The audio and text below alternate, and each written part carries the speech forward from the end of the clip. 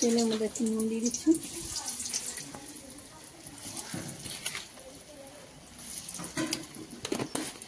দিয়ে আলুগুলো ছাড়ছি, তাহলে ফাটবে না, জল থাকবে।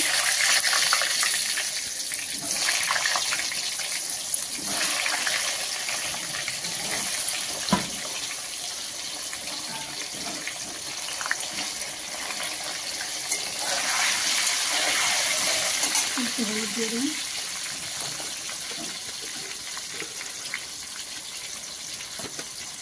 রেগুলার ইউজের মশলা দিয়ে ভাজবো।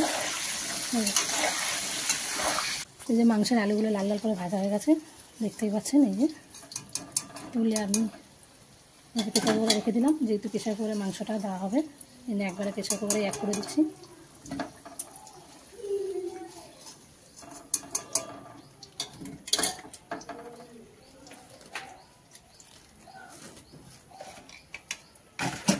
এবার আমি এতে তেজপাতা একটু ফোড়ন দিচ্ছি।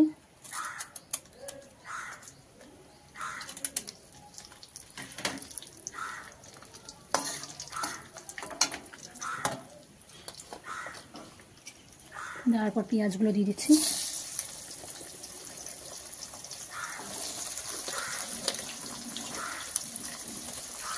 একে একে সব উপকরণগুলো অ্যাড করে দেবো তেলের মধ্যে, জাস্ট মাংসটা কষানোর জন্যে। পেঁয়াজটা ভেজে নিচ্ছি।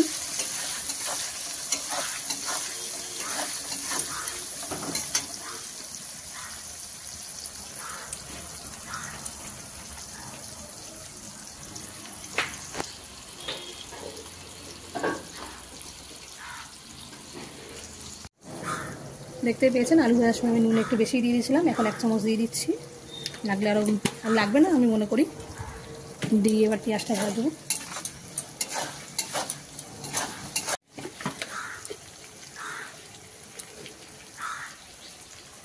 হলুদ দিয়ে দিলাম।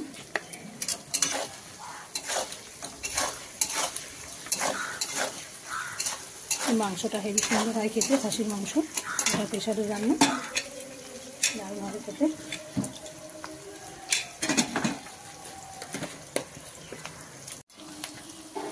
এবার আমি কেটে রাখা টমেটোগুলো দিয়ে দিচ্ছি একে একে। সব উপকরণগুলো এখানে অ্যাড করছি।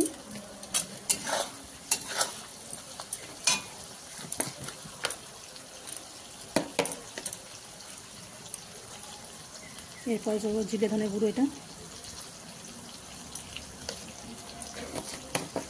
একে একে সব দিয়ে দিচ্ছি। এটা দেবো কাশ্মীরি রেড চিলি পাউডার, এটা কাশ্মীরি রেড চিলি পাউডার দিচ্ছি।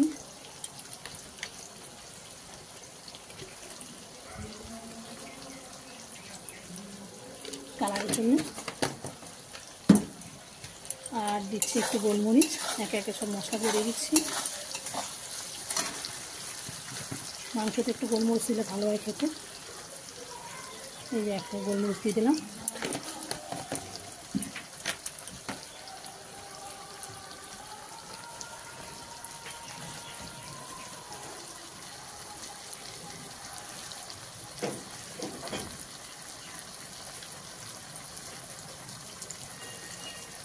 দিয়ে একটু নাড়িয়ে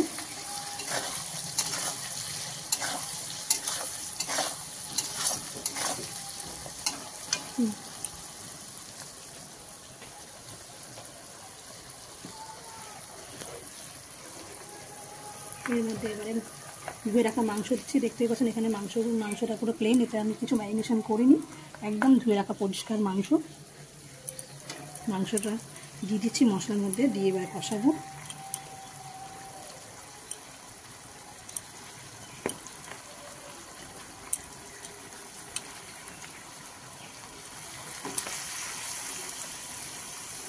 খাসির মাংস এইভাবে রান্না করলেও খেতে ভালো হয়।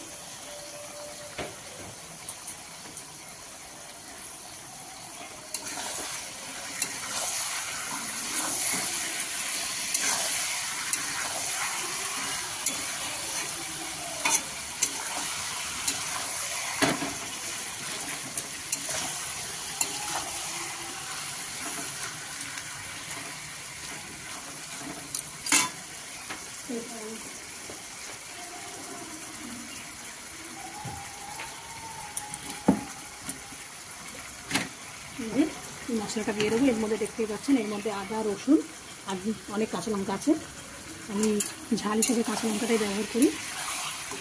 আর কালারের জন্য কাশ্মীরি রেড চিলি পাউডারটা দারুণ একটা কালার দেয়।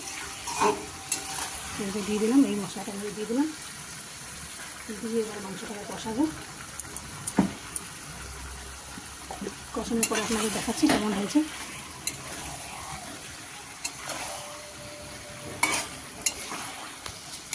দেখুন আমার কষানো পুরো রেডি হয়ে গেছে।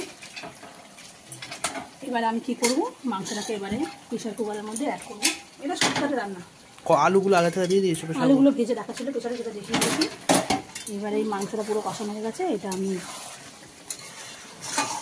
প্রেসার কুকারে ঢেলে দেবো। আর এর মধ্যে একটু জল গরম করে ঢেলে দেবো ঝোলের জন্য। দেখতে পাচ্ছেন মাংসের কালারটা কষানো।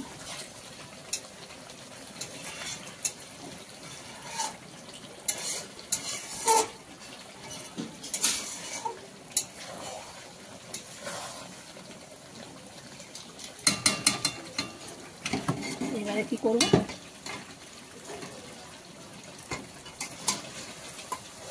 এবারে মাংসটা একে একে তুলে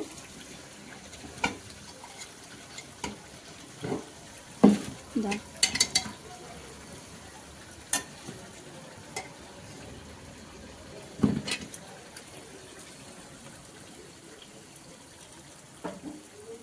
দাম দেখে নিচ্ছি আমাদের। এই একে একে তুলে যে এর মধ্যে দিয়ে দিচ্ছি। এবারে গ্রেভিটা দিয়ে দেবো।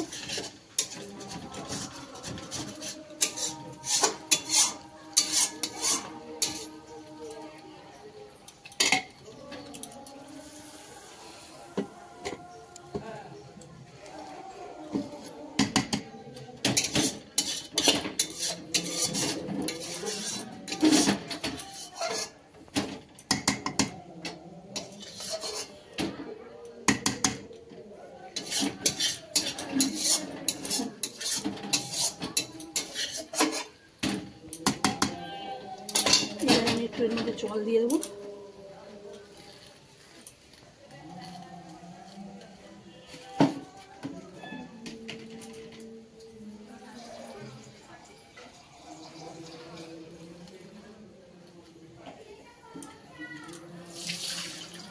জলটাকে একটু গরম করে আর দিয়ে দেবো তরকারিতে ঝোলের জন্য। একটু বেশি করেই জল দেবে।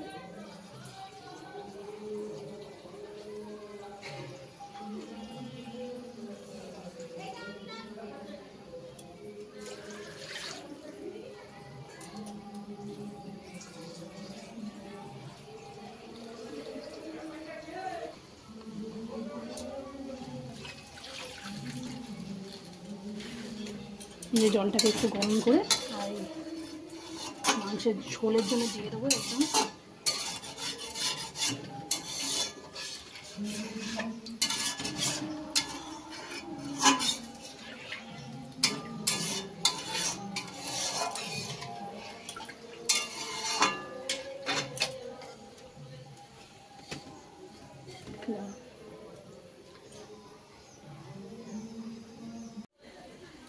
এই যে জলটা গরম হয়ে গেছে,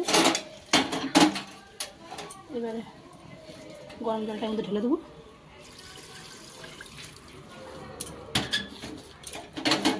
আমার পরে না একটু এই যে নাড়িয়ে নেবো।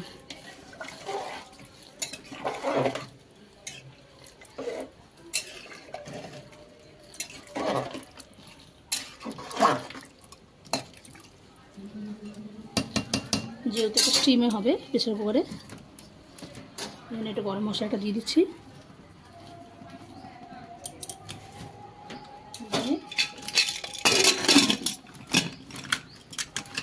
স্টিমে প্রেসার কুকার বসিয়ে দিলাম।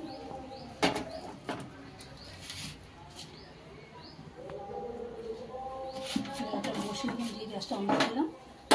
আমি 3-4টে সিটি দেবো। আর এটা রেয়াতে খাসি, আপনারা যেরকম। আচ্ছা মা, একটা জিনিস জিজ্ঞেস করা, বলছি যে অনেকে দেখেছি এরকম মানে তরকারিটা পুরো কমপ্লিট হওয়ার পরে শুধু গরম মশলা ঝুড়ে দেয়, গরম মশলা রান্না করে না, অনেকে আবার এমন করে না। এটা যেহেতু প্রেসার কুকারে করা হচ্ছে তো এটা খুললে যখন খুলবো যখন ঠান্ডা হয়ে যাবে, এই জন্য প্রেসার গরম মশলাটা দিয়ে একবারে সিটি ফেলে নেবো, একবার গন্ধটা মিলিয়ে একাকার হয়ে যাবে। আচ্ছা ওই কারণে দেওয়া। আর এর যদি এমনি বাইরে করাতে করো তো তাহলে নামিয়ে গরম মশলা দিয়ে চাপাই দিতে হবে। ঠিক আছে, এটা যেহেতু আর খুলতে পারবো না একদম এতে, পরে ভুলেও যেতে পারি। আচ্ছা যখন গ্যাস মানে খাওয়ার সময় খুলবো বা কিছু, তখন ভুলেও যেতে পারি গরম মশলার কথা। আচ্ছা ঠান্ডা হওয়ার পর ওই জন্য এটা যেহেতু এতে হবে ওই জন্য গরম মশলাটা আগে দিয়ে দিই। এতে কোনো অসুবিধা নেই, এটা পুরো গন্ধটা পুরো চাপে থাকবে, বেরোবে না তো না একদম। তা এটা হলো ওই 3টে কি 4টে সিটি দিলে হয়ে যাবে। এটা রেয়াজি খাসি আছে, তো রেডি হয়ে গেলে আপনাদের দেখাচ্ছি।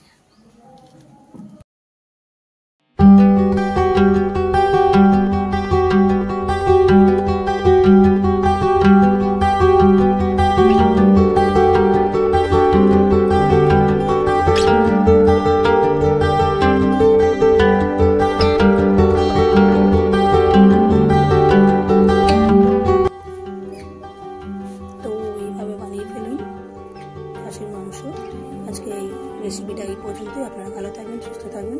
রেসিপিটা কেমন হয়েছে অবশ্যই কমেন্টে জানাবেন। ভালো লাগলে একটা লাইক করে দেবেন। আজ তাহলে আসি, আবার আসবো নতুন কোনো রেসিপি নিয়ে।